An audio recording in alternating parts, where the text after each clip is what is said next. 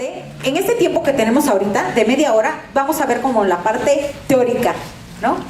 Regresando, vamos a hacer un ejercicio de elaboración de proyectos, ¿sale? Con 2 herramientas metodológicas que me tomé el atrevimiento de ponerles en la presentación, que no venían, pero se las puse. Porque muchas veces, ¿a poco no? ¿Quiénes, a ver, alcen la mano, quiénes vieron en la universidad metodología de la investigación? Muy bien. ¿Quiénes hicieron un proyecto con base en esta metodología? Muy bien. ¿Quiénes lo hicieron fuera de la universidad? Muy bien. Muy pocas veces lo que vemos en metodología lo llevamos a cabo en la práctica, ¿no? Y peor aún, ya en la vida real, ¿no? Entonces, ahorita vamos a ver como puntos muy importantes que integran la elaboración de proyectos. Regresando, vamos a ver 2 herramientas metodológicas y vamos a hacer el ejercicio de la elaboración de un proyecto. Es un esfuerzo que tiene una temporalidad determinada, emprendido por un colectivo o organización social para alcanzar un producto o un servicio. En pocas palabras, un proyecto es lo que vamos a hacer para resolver un problema que aqueja a la comunidad y de esta forma satisfacer necesidades dentro de nuestra comunidad. Les puse esto no viene en sus materiales. Y esto es porque para mí es súper importante ver cuáles son los pasos previos para la elaboración del diseño de proyectos.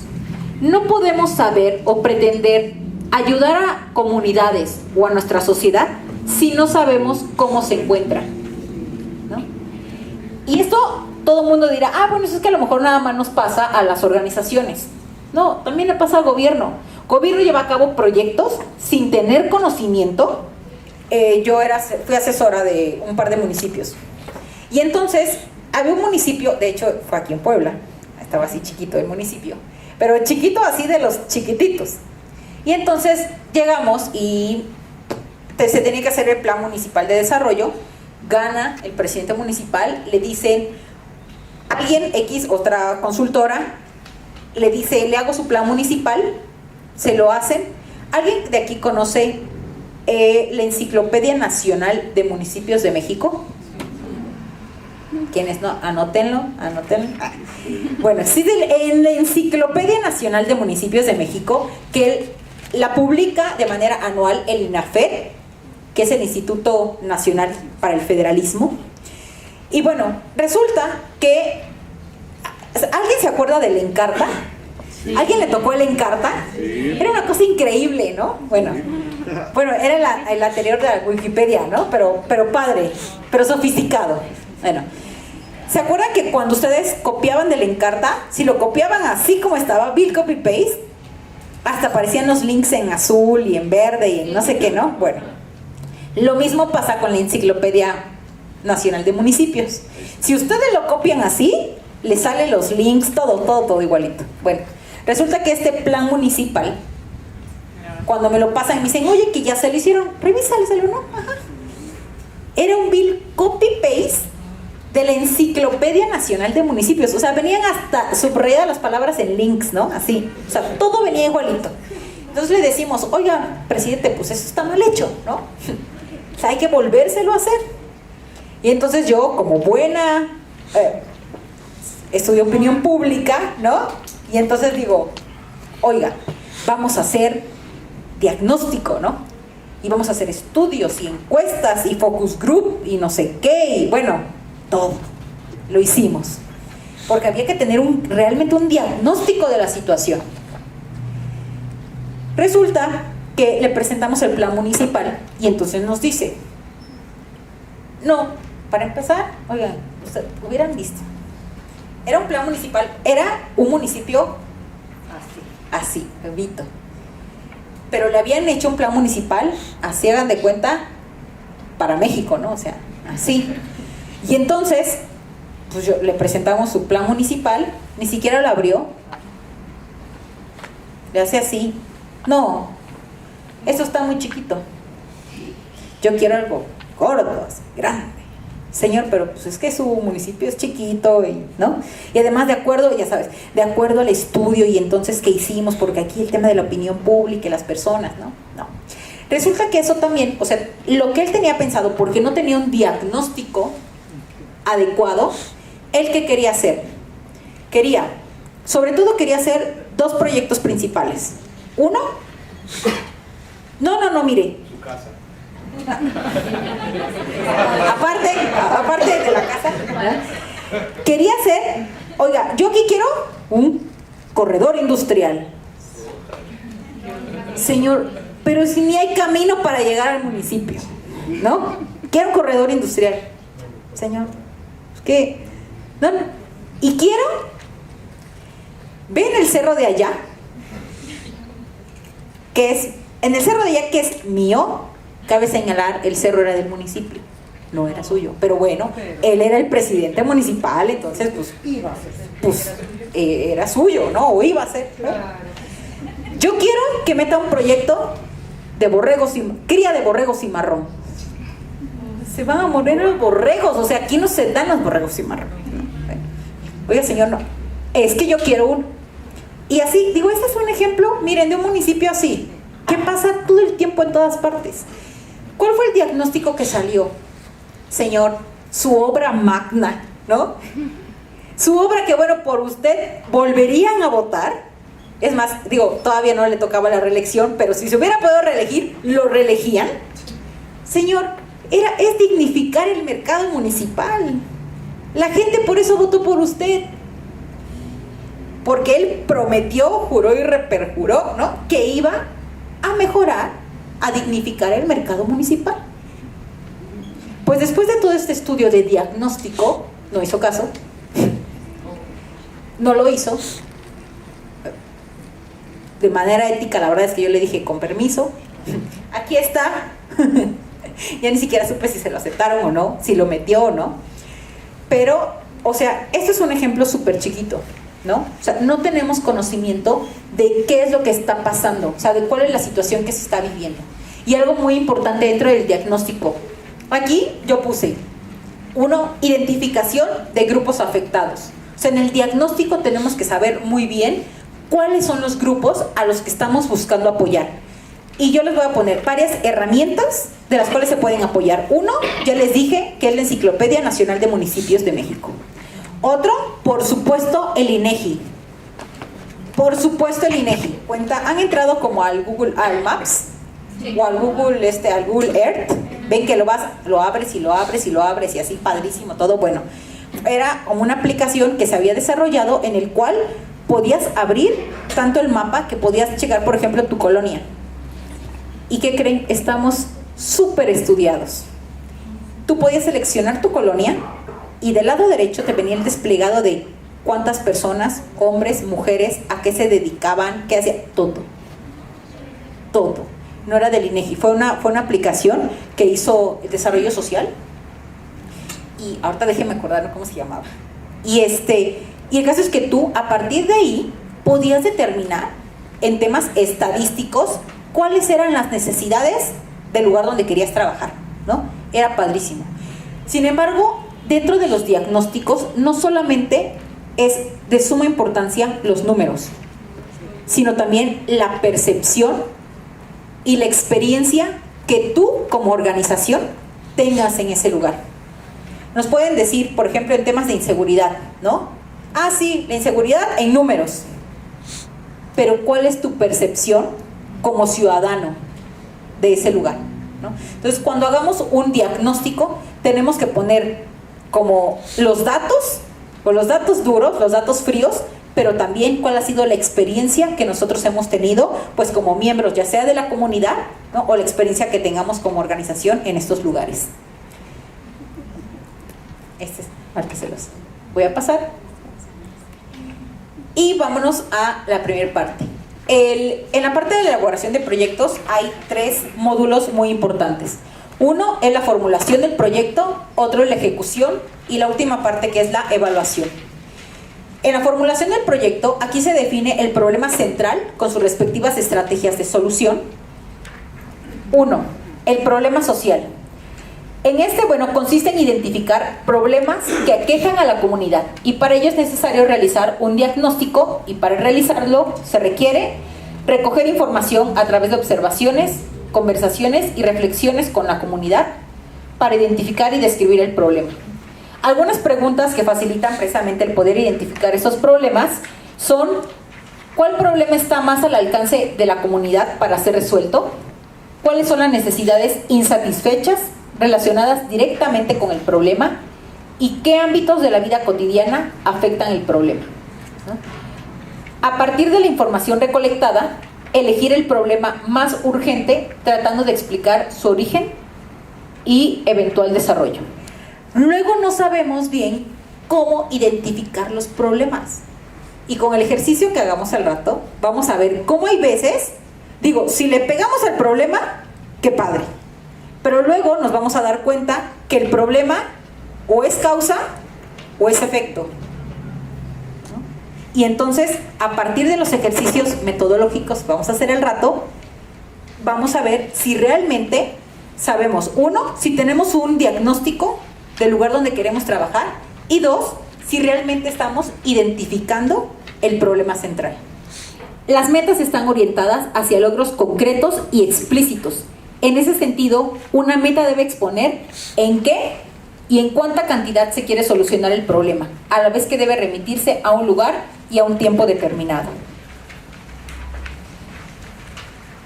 Posteriormente, como paso 3, en la elaboración de los puntos más importantes para el proyecto es el objetivo general y los objetivos específicos. Ya identificada la meta y el resultado final que se desea alcanzar, como tercera etapa se requiere definir estrategias y acciones específicas para su solución. Los objetivos deben ser claros y concretos y siempre deben iniciarse con verbos como, por ejemplo, realizar, evitar, disminuir. En ese sentido, más que utilizar estos verbos, tip: cuando vayan a elaborar un proyecto, cuando vayan a redactar tanto el objetivo general como los objetivos específicos, uno, siempre tenemos que empezar con un verbo en infinitivo. Como por ejemplo, ¿vale? Realizar, crear, evaluar, apoyar, ¿no? Así. Siempre en infinitivo. Luego, estos verbos deben tender a ser positivos. O sea, en vez de que pongamos disminuir los índices de pobreza, no sé, ¿no? Esto es muy, muy vago, ¿no? Pero es aumentar los índices de seguridad, ¿no? ¿Sí me explico? O sea, el verbo que utilicemos siempre debe tender a ser positivo. Esos son 2 tips. Beneficiarios directos e indirectos. Beneficiarios directos son aquellas personas o grupos de personas que serán beneficiadas directamente por el proyecto, ¿no? Y los indirectos son aquellas personas o grupos de personas que serán indirectamente beneficiadas por el proyecto. Esto es demasiado redundante. En pocas palabras les voy a poner ejemplos. La mayoría de las convocatorias no te dice beneficiarios directos e indirectos. No, te pone señale número de beneficiarios. Aunque no se los pidan, debemos poner directos e indirectos. ¿Por qué? Porque tenemos mayor impacto. Existe una estadística, se dice que por cada mujer que tú apoyas, estás impactando a 5 más. ¿Por qué? El esposo, los hijos, la hermana, la mamá, ¿no? Pero por lo menos 5 más. Si somos una organización que apoya mujeres, yo estoy apoyando, voy a dar capacitación para tal cosa a 50 mujeres. Beneficiarias directas, ¿cuántas? 50. Beneficiarios indirectos, ¿cuántos? 250. Beneficiarios totales, 300. ¿Es lo mismo 50 que 300? No. ¿A quién más vamos a apoyar? A los que me digan 50 beneficiarios, a los que en total serían 300 beneficiarios. Pero porque en realidad estamos apoyando a 300 personas. ¿Esta regla aplica para mujeres o hay una variación para hombres, niños? Ah, no, es que son datos estadísticos. Por ejemplo, nosotros donamos sillas de ruedas. Y el beneficiario directo es el que la usa. Claro, Pero, sí. pero obviamente está quien evita cargarlo, quien es esto, quien es... Exacto. Bueno, digo, ahí nos tenemos que ir a datos estadísticos como para tener, pero familia, más o menos ¿cuántos son más? Promedio 4. En promedio, Okay. ¿no? O sea, digamos que la situación de la persona con alguna discapacidad, ¿en cuántos estarían en su entorno? Un promedio. ¿Cuántas personas? 4. 4. Si tú vas a cuántos beneficias, por ejemplo. Por ejemplo. Del último año. Ándale. Que yo te diga, número de beneficiarios en tu último año. Directos. 800 más. Directos 1800. 3800. 3800 directos. Indirectos. Por 4. Y los 1. Y los sumas. Y entonces dices, porque en realidad no solamente beneficias, o sea, mejoras la calidad de vida de uno, sino de su entorno. ¿Sale? Por eso es tan importante considerar beneficiarios directos e indirectos. ¿Ok? De cómo se lograrán los objetivos. Para ello, cada actividad debe ser descrita y tener una persona que se responsabilice de ella. Para ello, se recomienda hacer un modelo como el siguiente. O sea, tener la actividad, la tenemos ahí descrita, la descripción de la actividad y quién es la persona responsable. Ahora, el cronograma corresponde al tiempo de ejecución del proyecto, es decir, cuánto tardará en realizarse y ejecutarse. Por ello se construirá, pues, precisamente, los distintos cronogramas, el cual permitirá tener un control de las actividades que se estén llevando a cabo. En realidad, los cronogramas van a depender del tipo de convocatoria a la que vayamos a aplicar. La gran mayoría de las convocatorias, en sus anexos, ven que viene convocatoria y anexos. En los anexos ya vienen los formatos que vamos a utilizar para ir llevando a cabo los cronogramas o el reporte de actividades. En esto, pues bueno, aquí existen dos tipos principalmente. En el presupuesto, cuando vayamos a hacer un presupuesto, por favor pongamos absolutamente todo lo que necesitemos, todo. La renta del lugar. El lugar, el coffee, ¿qué más? Material, audio, ponente.